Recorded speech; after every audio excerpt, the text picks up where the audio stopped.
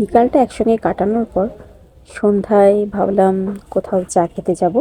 তো তখন সন্ধ্যা নয়, বেশ 7:30+ বাজে। তো যেই ভাবা সেই কাজ, সবাই মিলে চলে এসেছিলাম ফুলবাড়ি গেট। কারণ এখানে মাটির ভাঁড়ে চা, দুধ চা, কফি যেটাই চাও না কেন সব কিছুই একসঙ্গে সুন্দরভাবে পাওয়া যায়।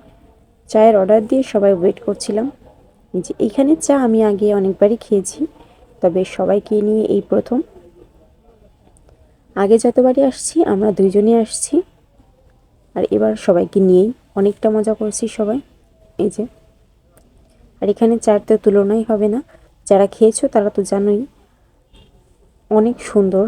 মানে আশেপাশে কয়েকটা এরিয়া থেকে এখানে চাটা অনেকটাই বেটার হয়। আর এখানে যত লোক দেখছো সবাই শুধুমাত্র চা খাওয়ার জন্যই আসছে।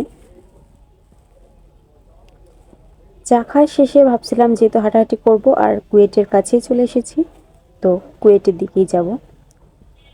রাতের কুয়েটটা আমার দেখা হয়নি, কুয়েটে আসছি অনেকবার বিকাল টাইমে, হয়তো বড়জোর 7টা 7:30 পর্যন্তই ছিলাম।